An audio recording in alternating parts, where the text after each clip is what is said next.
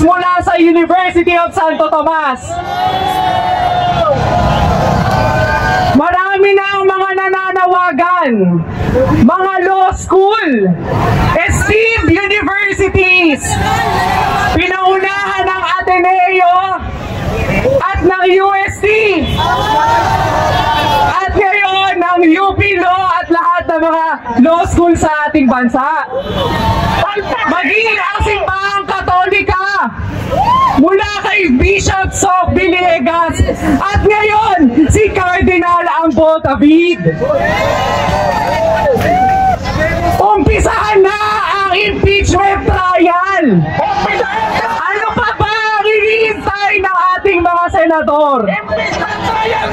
Dati-dati, sinisikil si Lady Gaga sa kanyang pamamaraan ng pag-arte. Pero ngayon, hinahayaan natin na ang mga tulad ni Sara at ang kanyang ama ay maging masamang ehemplo sa kabataan.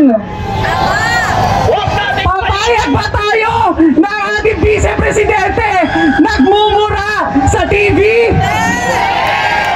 Nagbabanta ng buhay?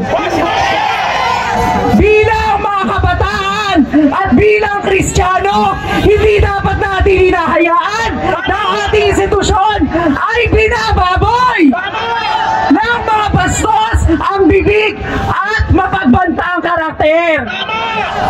Kaya, convict Sara now! Hindi lamang ito laban ng mga edukado o ng mga maralita. Laban ito nating lahat bilang isang Pilipino.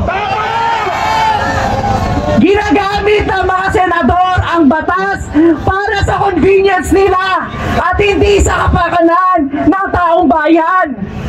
Graduate ng UP si Jesus Escudero mula high school hanggang kolehiyo, pero tinalikuran niya ang laban ng masa. Ito ang sabihin natin kay Cheese, hindi tama ang taong bayan at hindi na papayag na pagpatagalin pa ang impeachment trial. Sinasabi ni Senator Bato, Senator ba yan? Senador na mga Duterte. Sinasabi niya kagabi na huwag gamitin ang taong bayan dahil hindi na ang taong bayan na para sa impeachment ang taong bayan sa Pilipinas. Pero Senator Bato, ito ang taong bayan! Ang sinasabi ng taong bayan, litisin, litisin! Si Sara Duterte! Hindi yan ang sinasabi ng survey! Mahigit kalahati ng mga Pilipino ang pabor na ipagpatuloy ang impeachment trial. At tanging gumagawa ng pagkakawata-wata sa ating lipunan ay sila mga public servant na hindi sinusunod ang kapakanan ng bayan at ng taong bayan. Inuuna ang kanilang political interest. Self-serving. Kaya ating sigaw, litisin, litisin. Si Sara Duterte. Papayag ba ang kabataan? Papayag ba mga Kristiyano na pinapaboy ang ating institusyon? Yun lang po. Maraming salamat at palakasin natin ang ating panawagan na litisin na si Sara Duterte. Litisin, litisin si Sara Duterte. Lahat, o gabi na ba? Magandang gabi sa inyo lahat. Nandito tayo lahat kasi ayaw na natin ng mga magnanakaw, tama po ba? Ayaw na natin ng mga mandarambong. Ayaw na natin ng mga mamamatay tao. Tanggalin na yan si Sara Duterte, yung mga senador natin, kumilos naman kayo. Hindi pwedeng paunti-unti ang galaw pagdating sa impeachment. Pwede ko ba marinig yung partisipasyon nyo? Pag sinigaw ko, ebidensya, ang sigaw ninyo, pakinggan! Ebidensya! Pakinggan! Ebidensya! Pakinggan! Ebidensya! Pakinggan! Bantakin niyo po yun. Ano ba yung mga aligasyon at akusasyon kay Sara Duterte? Yung confidential funds, hindi lang po 125 million, 600 million ang napadpad sa kamay niya. At ano yung ginawa niya? Anong ginawa niya? Nag-book daw siya ng napakaraming safe houses. 1.6 million araw-araw. I-book natin lahat yung kada dito. Hindi pa tayo aabot ng 1.6 million araw-araw. Anong kalukuhan yun? At bakit ba natatakot sila sa ebidensya? Ebidensya! Ebidensya! At yung mga asa dito yung mga kabataan, nasa kamay! Mantakin niyo po, ang sabi, dapat kinukomputerize na at dinidigitalize na yung educational system, pero nilaro yung 500 million plus na kontrata ng DepEd nung siya ay DepEd Secretary. Papayag ba tayo doon? Ebidensya! Ebidensya! Pwede ba yung mga katulad ni Sara Duterte na simula pa lang, mayor pa lamang, sinabi, pinagpapatuloy na yung malawakang patayan ng Davao Death Squad at nalalampal ng sheriff at nire-representa ang korte natin. Pwede ba yun?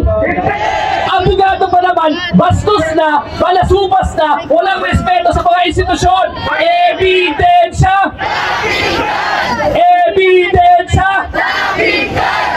Napakaraming malalaking akusasyon. Bakit ba itong Senado na ito ayaw pakinggan ang ebidensya? Ang gusto lang ng taong bayan, ebidensya, ebidensya, ebidensya. Ebidensya! Ebidensya! Maraming salamat po. Magkita-kita tayo dito hanggang mamaya, hanggang kumilo sila, hanggang bukas, at hanggang kailan po kailangan natin pwersa ng Senado, gagawin natin. Matakot kayo sa taong bayan. Salamat po.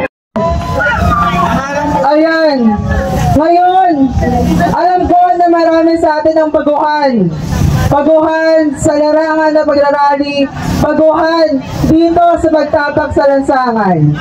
Ngunit, alam ko rin na marami sa inyo nakaramdaman ng takot. Pero yung takot na naramdaman natin, ikinupli natin ulit. Dahil natin ikinupli na naniniwala tayo na tayo ang liwanag ng bayan. Ngayon, yung takot na nararamdaman natin na pilit natin kinukupli, ipasa natin sa mga senador na natatakot na i-convince ang impeachment trial court.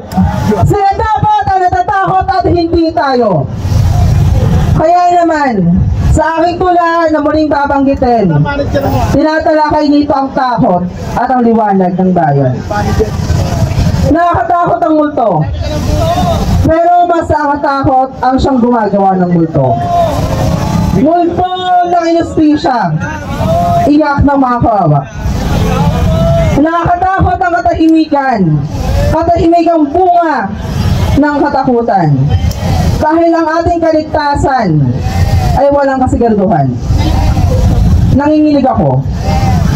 Dahil di ako sigurado, pero kailangan na nandito ako. Kailangan ng boses ng bayan ko. Tayo'y nagmamarcha hindi lang para sa akin na para sa kanya. Kailangan ng liwanag sa dulo ng daan at ang siyang liwanag ng bayan. At tayo ang magsisilbing liwanag ng ating bayan. Maraming salamat po. Kaya naman, sigaw ulit natin, Sara Duterte! Citizen! Maraming salamat po. Ibigay natin ang takot na nararamdaman natin sa takot sa mga diwaling senador na nakaupo dyan ngayon. Maraming salamat po.